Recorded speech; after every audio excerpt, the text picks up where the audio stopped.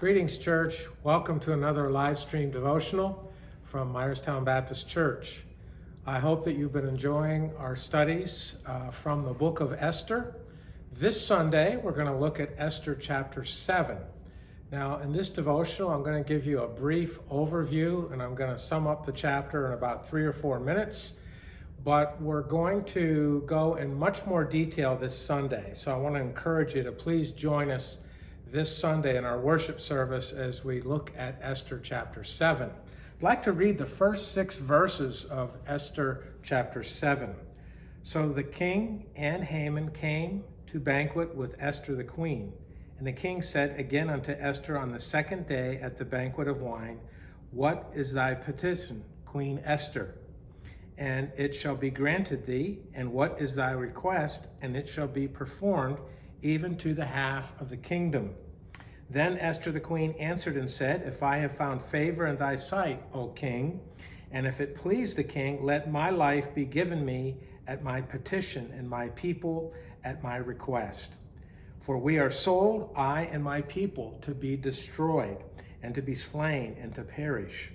But if we have been sold for bondmen and bondwomen, I had held my tongue, although the enemy could not countervail the king's damage.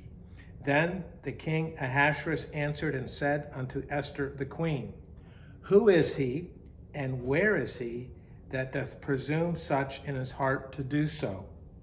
And Esther said, The adversary and the enemy is this wicked Haman.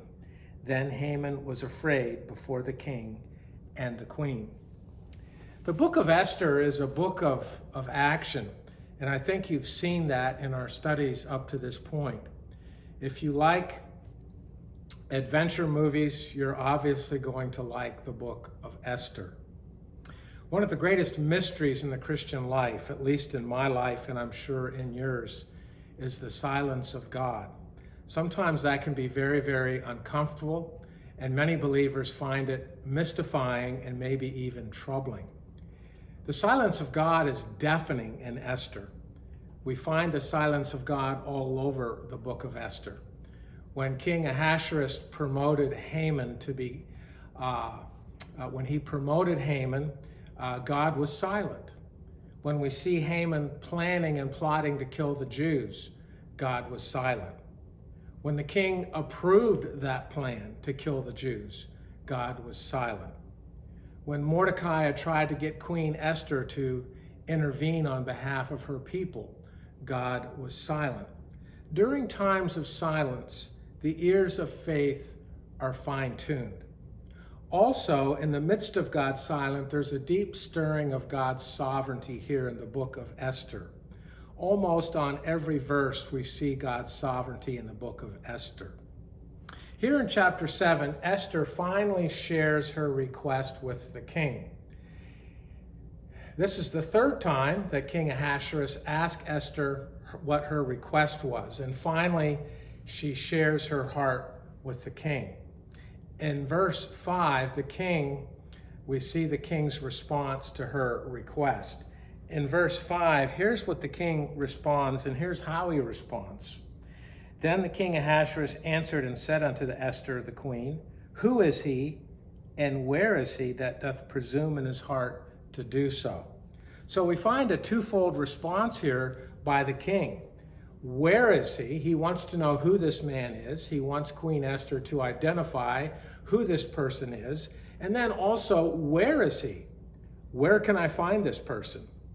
And then we get to Esther chapter 7 and verse 6, and Esther goes on to expose Haman for who he is.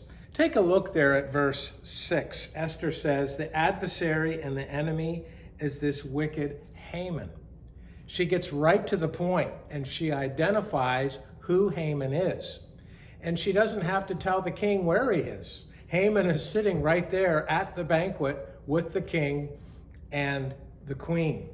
Then we get to verses 9 and 10. Haman is given the death sentence, and he eventually ends this chapter hanging in the gallows. That's a quick summation of chapter 7. This Sunday we'll give a much more detailed account of chapter 7. But I want to give you some things to remember when God is silent. All of us experience that. Sometimes God is silent, and it can be mystifying, and it can be troubling. But I want to just close out this devotional with things to remember when God is silent. First of all, God loves you unconditionally. That will never change. And when God is silent, don't go into panic mode. He still loves you. He hasn't deserted you. He still loves you. Also, God's grace is always sufficient. Never forget that. I've been in and out of trouble a lot of times, and I've got the battle scars to prove it. But I've always found in my life that God's grace is always sufficient. Always, God's mercy is always available. We all need forgiveness. Forgiveness is man's greatest need. And God's forgiveness is always available to us. And we also see that God's wisdom is always available to us. James 1:5 says, if a man lack wisdom, let him ask of God.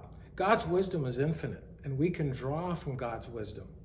And last of all, and probably most comforting, is to know that God is on the throne.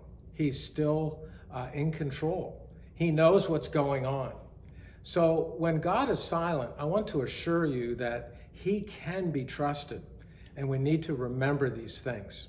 And as we go through the book of Esther, we're going to be reminded of these things, that when God is silent, we can still continue to trust him.